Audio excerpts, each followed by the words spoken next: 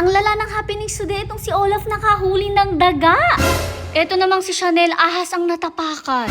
Bumili nga si mama ng kung ano-ano mga panakot sa pack members natin. Meron nga ditong samot-saring klase ng mga ahas. Tapos meron din yung iba't ibang kulay ng daga. Inuna na nga nating ipanakot itong ahas na to. Ang ganda nito kasi rechargeable siya at gumagalaw siya ng kanya. Alam ko expected nyo na to. Unang-una sa listahan ng tatakutin ay si Chanel. May paghinga pa nga itong papakamot pero di natin pwedeng kamutan yan kasi alam niyo namang mag-iihi po siya. At habang busy nga po siya sa pagpipilit niyang pagpapakamot ng ganyan, ako nagbaba na ako nitong ahas at ayan, hindi siya takot be. Hindi naman pala talaga duwag ang ating Chanel. Tingnan nyo at nakikipaglaban siya sa ahas. Ninat-ngat niya pa nga yung ahas na yan, di niya lang nahuli talaga. At ginawa na nga niyang toy kasi tingnan nyo naman talaga nilalaro, tinatalon-talunan na po niya. Nagiging Superman pa. In fairness, di namin to in-expect. Akala talaga namin matatakot siya kasi alam niyo naman po na itong si Chanel palagi ang natatakot sa mga pranks natin. Pero sabi niya nga daw, hindi daw siya matatakot for today's video at talagang iyan, inapakapakan niya yung ahas.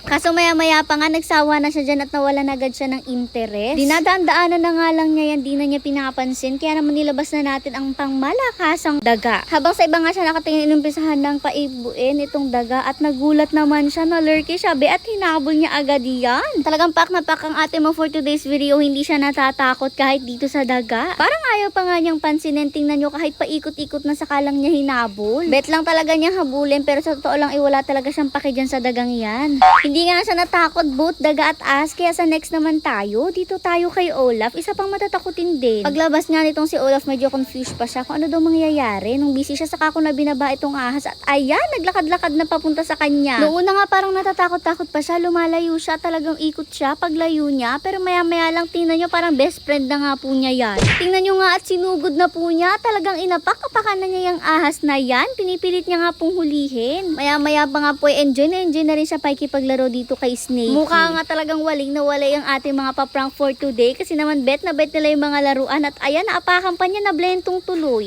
Todo habol nga siya, natutuwa nga siya sa galaw-galaw ng Snakey na yan. Pero habang busy nga siya dyan sa Snake ay ayan, inumpisahan na rin ilabas ang daga at hindi nga po siya magkaintindihan, nginat-ngat agad niya. At agad-agad ay nagyayaya na po siya sa loob ng mansion para madala niya itong si daga doon sa loob ng kanyang cage. Ay gagawin naman daw pala niya kasing toy. Tingnan nyo nga at hindi natigilan sa paghabol. Binabagsak niya nga lang yan kasi nagva-vibrate kapag nag-uumpisa na ulit gumulong pero pagkakababa kinukuha po talaga agad ulit niya. Paano ba yan? Doon lang naman daw pala kasi sila takot sa mga dinosaur at ganyan. Yung mas malaki sa kanila pero pag mas maliit sa kanila talagang gagawin nilang toy yan.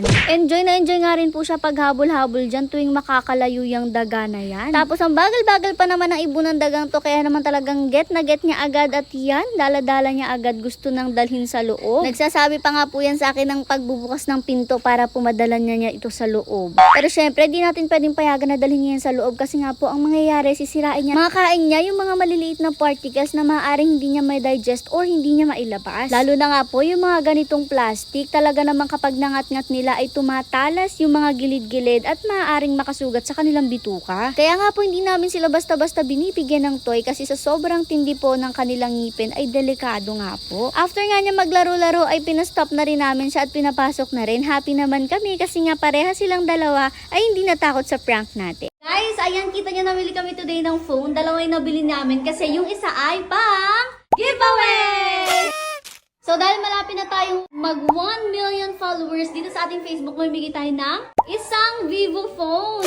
Ito na nga po ang ganap, dumaan kami sa mall kanina after namin magsimba at napadaan kami dito sa Vivo. At naisip naman ni Mama na mag-give back naman sa inyo kasi grabe nga po yung love na binibigay nyo sa amin. Kaya naman po namili siya ng phone na ipapag-giveaway sa inyo once na mag-hit tayo ng 1 million followers. Grabe nga po ang saya namin dito kasi excited kaming ipaalam to sa inyo. Syempre, pina-unbox na rin po natin yan at be, sobrang ganda nga po niya. Pinakita na rin nga po ni Kuya lahat ng mga kasama sa box and be, kumpletong-kumpleto na po talaga yan. At ito na nga po ang phone. Good luck sa mananalo sa ating giveaway. So, meron tayong isang lucky winner. Ang gagawin nyo lang unang-una ay make sure na naka-follow kayo dito sa aming Facebook page. Pangalawa, mag-follow sa aming Instagram. And pangatlo, mag-subscribe po kayo sa aming YouTube channel which is Husky Pack TV. And pang-apat, i-download nyo or mag-register din kayo, mag-login sa link na nasa comment section.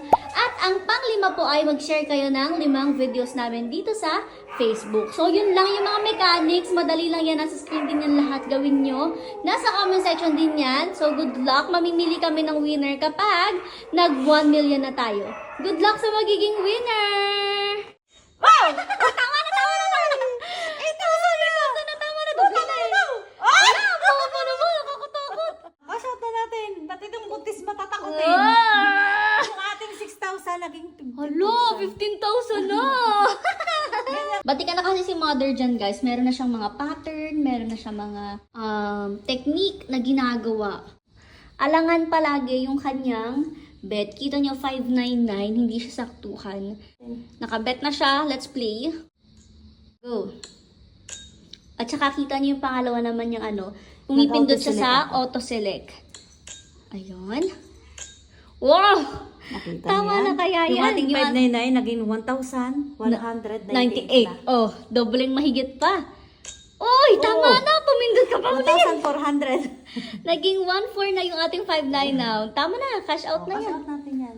Oh, diba? 1,400 yung 599. Yung ating 6,000 kanina naging 7,200 agad. Doble natin. Dahil mananalo naman tayo. Doble na natin. Dodoblehin natin. Times 2. Kita nyo, pindot nyo lang yung times 2 sa gilid.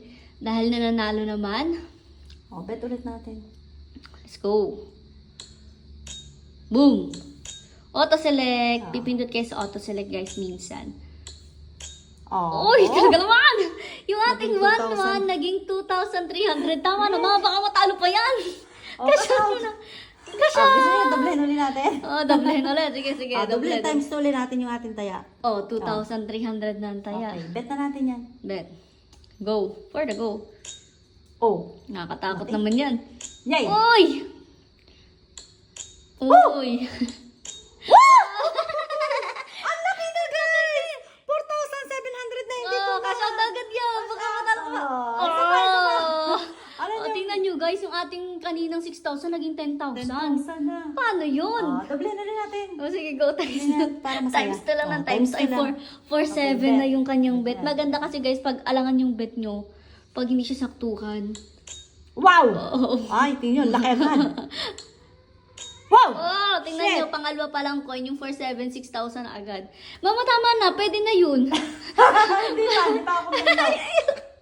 Wow! Tama na, tama na, tama na. 8,000 na, tama na, doble na eh. Wala, baka pa naman, nakakatakot. Legit, magkano na yan? Tama na, tama na, cash out na. Cash out na natin. Ba't itong buntis matatakotin? Ah! Yung ating 6,000 naging 15,000. Hala, 15,000 na. Ganyan kabilis magkapera. Yes. Ganyan kabilis. Go for the go, guys. Mag-ano na kayo, recharge na kayo. Kahit yung recharge nyo, lang, 200 lang, ay, mapapalago nyo talaga yan. Mapapalago. Tingnan nyo, 15,000 Kahit na. piso-piso lang, kayang-kayang Oo, palago. kahit piso. Yung piso nyo lalago talaga, basta galingan nyo lang. Mamimigay na naman tayo ng pera. Opo, everyday yan. So today, 3 winners ng 100 pesos ang ating pipilian. Ang gagawin nyo lang ay mag-sign up sa link na nasa comment section, si Philbos yan. Screenshot nyo once nakapag-sign up na kayo and ilagay nyo yung screenshot sa comment section along with your GCash number and share 5 videos ng Husky Pack TV. Make sure na 5 yan kasi tinitingnan namin yan at binibilang. Tinitingnan namin kung kayo ay nag-share talaga para manalo kayo.